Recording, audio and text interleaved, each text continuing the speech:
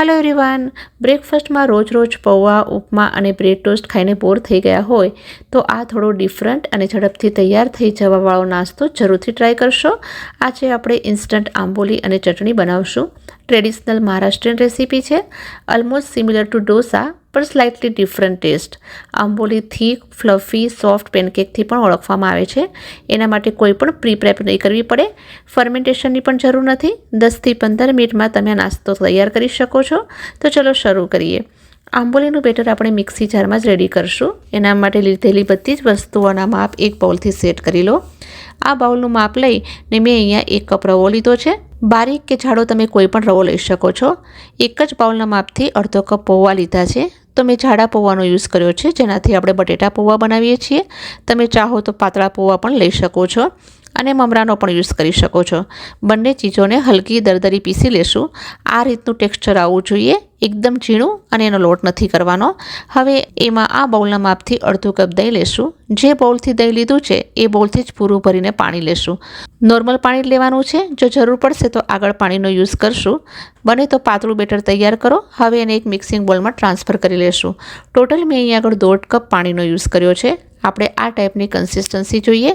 તમારે થોડુંક વધારે કે ઓછું પાણી પણ જોઈ શકે। તો અહીંયા મેઇન ઇન્ગ્રીડિયન્ટ રવો લીધો છે, તો એને પલાળવા માટે રાખી મૂકીએ 5 થી 10 મિનિટ માટે, જેથી એ સારી રીતે ફૂલી જાય।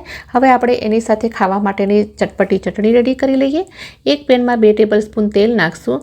તેલ ગરમ થઈ જાય એટલે એમાં 1 ટીસ્પૂન જીરું એડ કરી લઈએ। જીરું ફ્રાય થઈ જાય એટલે એમાં હિંગ એડ કરશું અને એમાં આપણે એડ કરવાની છે 2 ચમચી ચણાની દાળ અને એની સાથે જ નાખશું 2 ચમચી અડદની દાળ।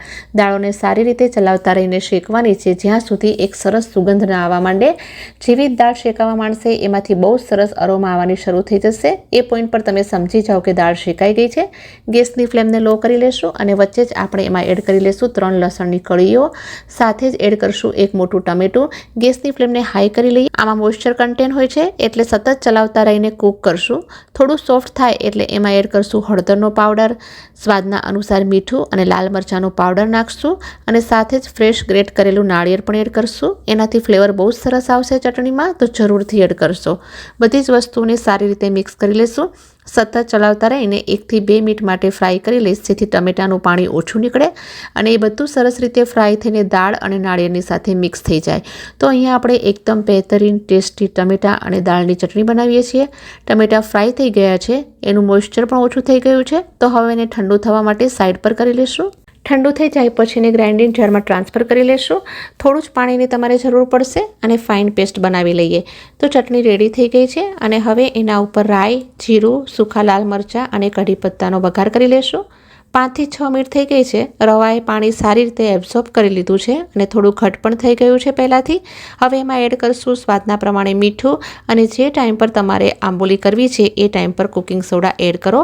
આ બેટર ઇન્સ્ટન્ટ છે અને સારી રીતે ફૂલી જાય એના માટે આપણે અહીંયા સોડા અથવા ઇનો ફ્રૂટ સોલ્ટનો યુઝ કરી શકીએ। એનાથી તમારી આંબોલી છે એ હલકી ફૂલકી અને ફ્લફી રેડી થશે। બેટર રેડી છે। તવાને પણ ગરમ કરવા માટે રાખી દીધો છે। હલકો ગરમ થઈ જાય કે બ્રશથી તરત જ તેલ સ્પ્રેડ કરી લેશું અને જરૂરિયાતના હિસાબે બેટર નાખશું। ખાલી એને ઉપર જ સ્પ્રેડ કરવાનું છે। તો તમે જોઈ શકો છો કે એકદમ પરફેક્ટ જાળી એના ઉપર આવી ગઈ છે। તમે ચાહો તો કવર કરીને 3 થી 4 મિનિટ માટે મીડિયમ ફ્લેમ પર એને પકવશું। કવર કરવાથી શું થશે કે એ અંદર સુધી કૂક થઈ જશે અને બિલકુલ કાચી નહીં રહે।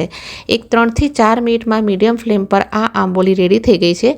બેક સાઈડ પણ એ સરસ રીતે કૂક થઈ ગઈ છે। પસંદ હોય તો તમે બીજી સાઈડ પણ એને કૂક કરી શકો છો। તો એક આપણી આંબોલી રેડી થઈ ગઈ છે। આ જ બેટરથી તમે વેજીટેબલ નાખીને અપ્પે અથવા ઉત્તપમ પણ રેડી કરી શકો છો। સેમ બેટરની જ પ્રોસેસ કરવાની છે, બહુ ટેસ્ટી બને છે। સેમ વેથી આપણી બધી જ આંબોલી બનાવીને તૈયાર કરી લેશું। તો અહીંયા એકદમ સોફ્ટ જાલીદાર ફ્લફી આંબોલી બનીને રેડી થઈ ગઈ છે અને આ ચટણીની સાથે તમને ઓર ટેસ્ટી લાગશે। આપણે જેટલું પણ મેઝરમેન્ટ લીધું છે એનાથી 7 થી 8 આંબોલી બનીને તૈયાર થઈ છે। બાળકોને ટિફિન બોક્સમાં પણ તમે દઈ શકો છો અને કોઈને પણ વિશ્વાસ નહીં આવે કે આ ઇન્સ્ટન્ટ ફર્મેન્ટેશન વગર દાળ ચોખાને પલાળ્યા વગર આપણે આ તૈયાર કરી છે। તમને આ ઇન્સ્ટન્ટ બ્રેકફાસ્ટનો વિડીયો કેવો લાગ્યો? જો પસંદ આવ્યો હોય તો પ્લીઝ વિડીયોને લાઇક કરો, શેર કરો અને સબસ્ક્રાઈબ કરવાનું બિલકુલ ના ભૂલશો। મળીશ તમને જલ્દીથી જ આવી ટેસ્ટી અને હેલ્ધી રેસિપીની સાથે। Till then take care and thanks for watching.